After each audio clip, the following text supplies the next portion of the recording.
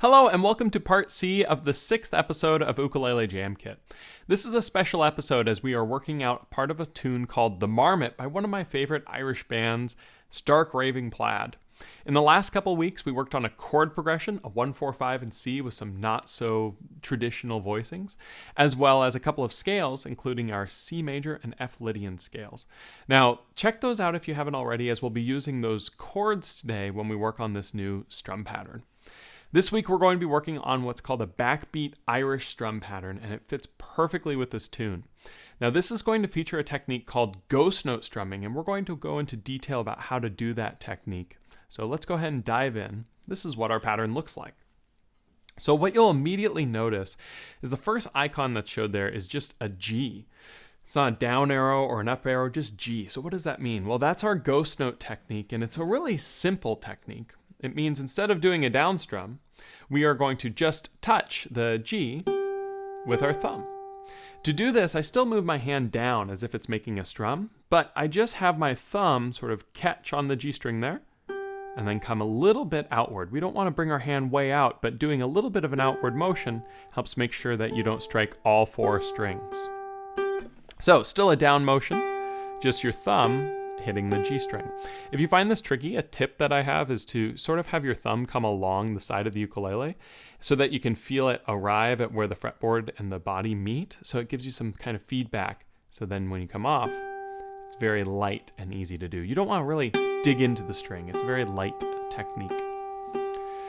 So now after this ghost note, the strum pattern becomes pretty simple overall. In fact, you might even notice that it's basically just your down, down, up island pattern that we use for so many different things.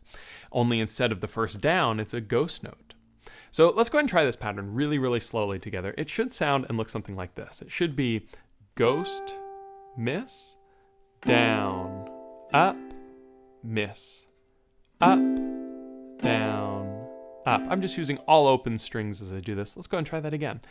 Ghost, miss, down, up, miss, up, down, up. You'll notice that on those dotted arrows, I miss the strings, and on the filled in arrows, I'm striking them, and I'm keeping my hand moving as I go through. So let's go ahead and try this a little bit more in time, a couple times in a row, just with our open chord to start again. So something like this. 2 and 3 and 4 and.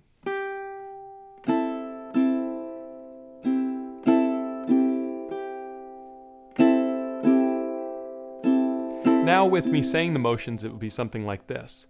Ghost, miss, down, up, miss, up, down, up, ghost, miss, down, up, miss, up, down, up. Pretty cool, right?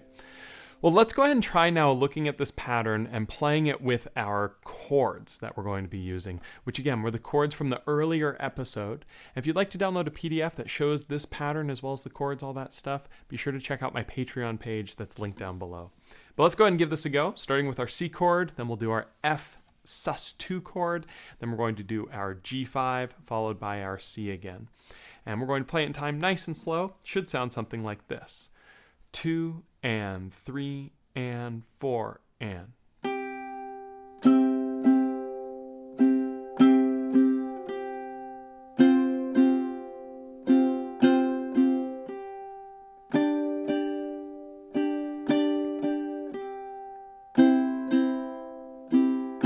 Again.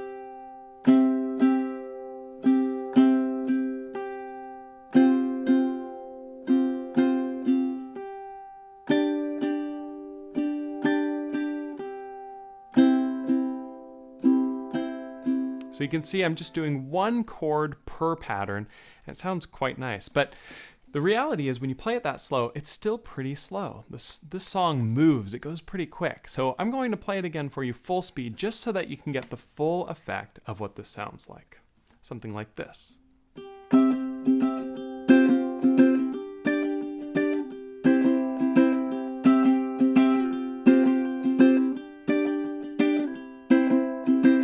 Really, really cool sound.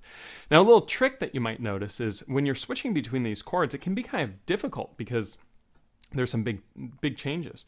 But what you'll notice is that I use that ghost note as an opportunity to switch. So oftentimes I won't start my switch until I do the ghost note, because with just that open G, I have the opportunity to move my fingers.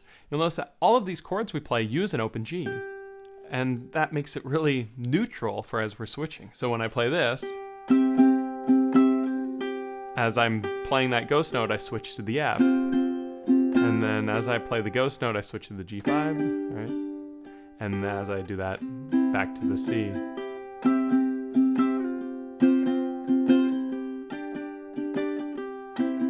And that just gives me a little bit more time to make those changes.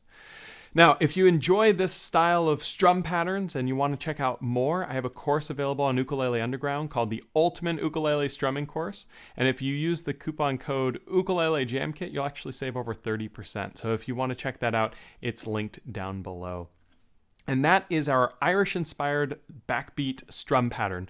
It's a really fun pattern that can be used with a wide variety of songs. So try it out with other things.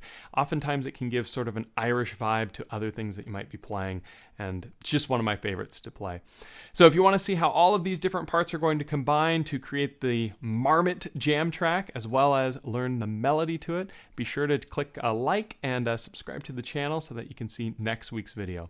I'll look forward to seeing you guys then. Thanks again. Talk to you soon.